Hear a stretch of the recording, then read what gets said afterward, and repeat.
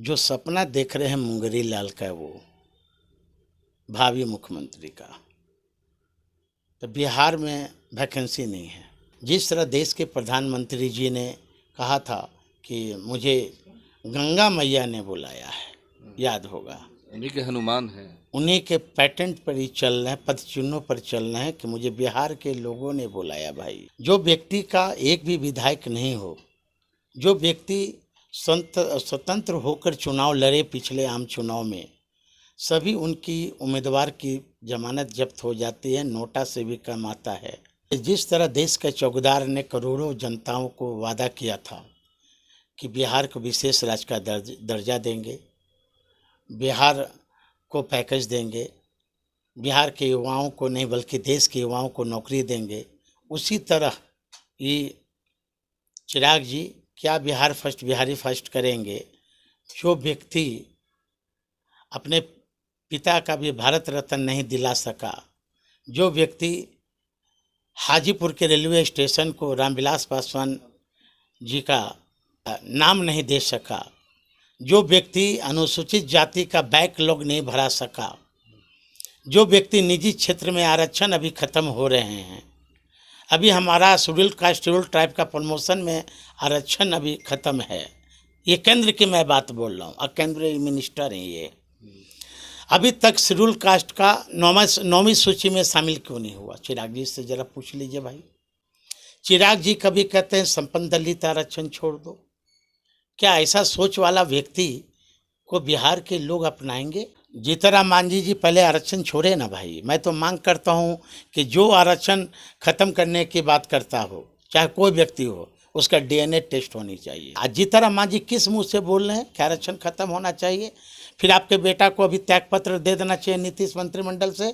आपको कहें नरेंद्र मोदी जी के मंत्रिमंडल से आप इस्तीफा क्यों नहीं देते हैं? क्यों नहीं देते हैं भाई? दे दीजिए ना।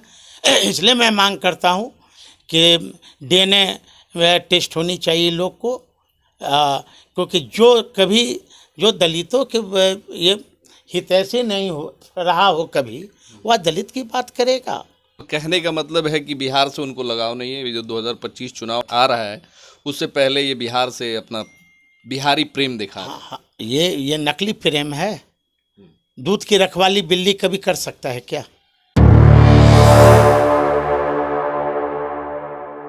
बिहार फर्स्ट, बिहारी फर्स्ट का नारा देने वाले चिराग पासवान को अब बिहार की चिंता होने लगी है, बिहार की याद सताने लगी है। अब वो हो सकता है कि कुछ दिनों में ही राष्ट्रीय राजनीति से जो सक्रियता है, वो सक्रियता अब देखने को ना मिले। अब राज्य की राजनीति में वो सक्रिय दिखेंगे, जैसा कि उन्होंने कहा कि बिहार मुझे बुला रहा है। इस पर बात करने के लिए हमारे साथ में SC/ST सेल राजद के प्रेसिडेंट हैं अनिल साधु जी हैं, बात करेंगे। तो चिराग पासवान जी जो आपके बहुत ही ख़ास रिश्ते में आते हैं, अब तो उन्हें बिहार की चिंता होने लगी, बिहार उन्हें बुला रहा है। चिराग पासवान ने आज स्टेटमेंट में कहा, बिहार हमें कोई हर्ज नहीं है, ये लोकतंत्र है, और लोकतंत्र में सभी व्यक्तियों को आज़ादी है कि वो कहाँ जा रहे हैं, कहाँ नहीं जा रहे हैं। जो सपना देख रहे हैं मुंगरी लाल का, वो भावी मुख्यमंत्री का, तो बिहार में वैकेंसी नहीं है। पहले तो एनडीए में फैसला ये हो लेना कि एनडीए का चेहरा कौन होगा। एनडीए वाले तो आप पे आरोप लगा रहे हैं कि आपके इंडिया गठबंधन में कोई चेहरा नहीं है, अभी तक फाइनल नहीं किया। पहले वो बतावे एनडीए के लोग कि उनका चेहरा कौन है। कभी कहते हैं कि मैं नीतीश कुमार जी के नेतृत्व में चुनाव लड़ूंगा, कभी सम्राट चौधरी उछल के मेढक की तरह आगे आ जाते हैं, फिर कभी चिराग जी कहते हैं कि मुझे अब बिहार की राजनीति करना चाहिए। जिस तरह देश के प्रधानमंत्री जी ने कहा था कि मुझे गंगा मैया ने बुलाया है, याद होगा, उन्हीं के हनुमान हैं। उन्हीं के पैटेंट पर ही चल रहे हैं, पद चिन्हों पर चल रहे हैं कि मुझे बिहार के लोगों ने बुलाया। भाई, आप बताइए ना कि जो व्यक्ति ये कहता हो कि संपन्न दलित आरक्षण छोड़ दो, वो व्यक्ति को बिहार के लोग कैसे दिल से कैसे लगाएगा? जो व्यक्ति का बयान आता हो बिहार फर्स्ट, बिहारी फर्स्ट, अभी तक उनका मिशन जो है वो फेल है। Mission fail? मिशन फेल है। मिशन में तो लगे हुए हैं लगातार। क्या लगे हुए हैं? जो व्यक्ति का एक भी विधायक नहीं हो, जो व्यक्ति स्वतंत्र होकर चुनाव लड़े पिछले आम चुनाव में, सभी उनकी उम्मीदवार की जमानत जब्त हो जाती है, नोटा से भी कम आता है। खैर सपना 5 सांसद बनाए सर क्या? लोकसभा में। नहीं, वो 5 जो सांसद का आप नाम जिक्र कर रहे हैं, और चिराग जी का अपना वोट है क्या? क्या वो उसमें बीजेपी का वोट नहीं?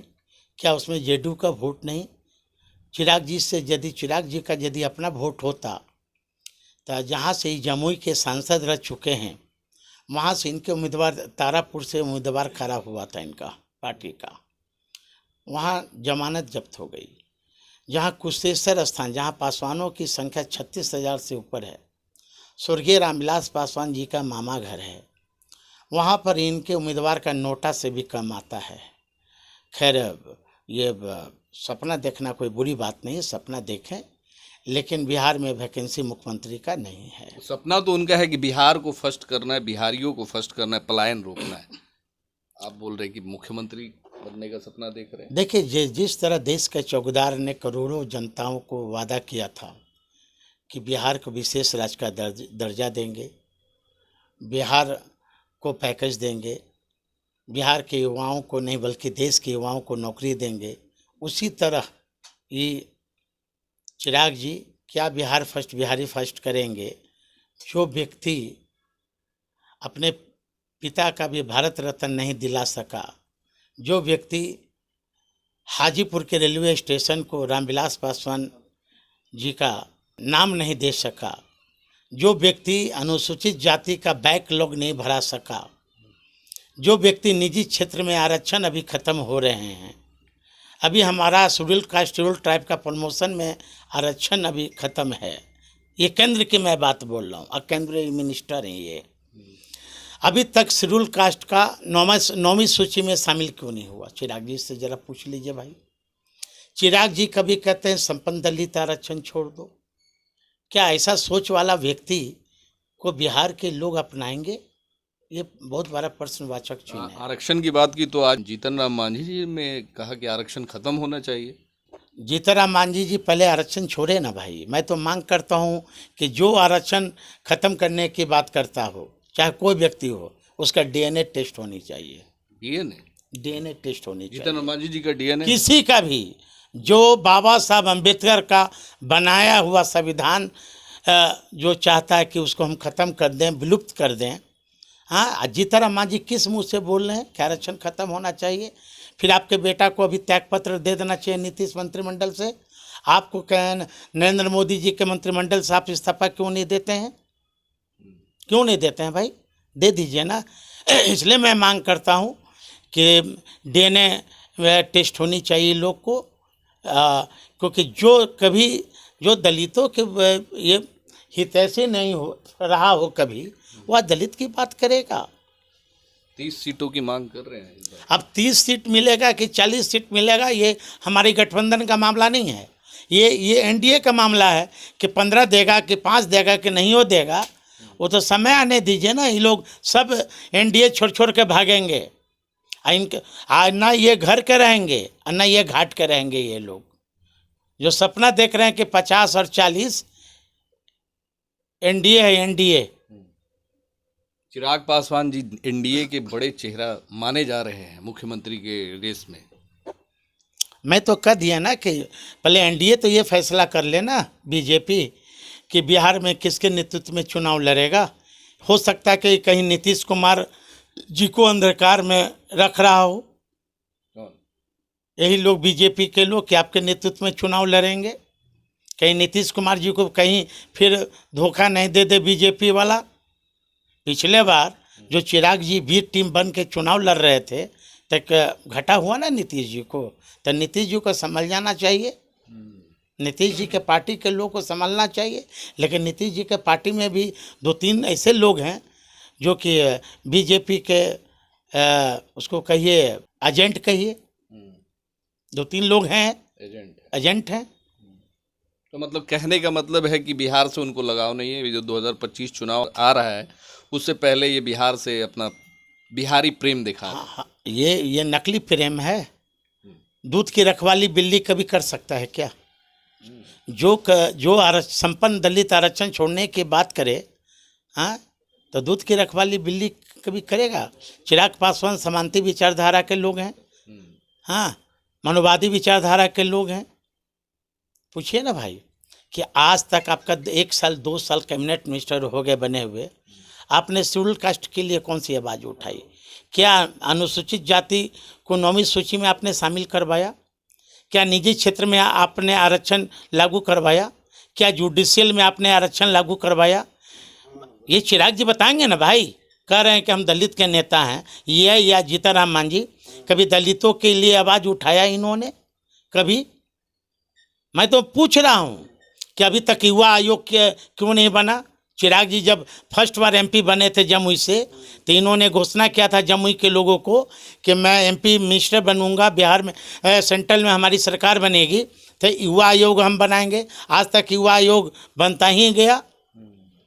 पूछ लिए ना इनके वर्कर को, चिराग जी से पूछिए ना। लिस्ट दिए थे नीतीश कुमार को कि हमको 20 सूत्री में जितना इनका सरकारी संस्थाएं हैं सब में चेयरमैन उपाध्यक्ष के लिए एक को नहीं बनाया।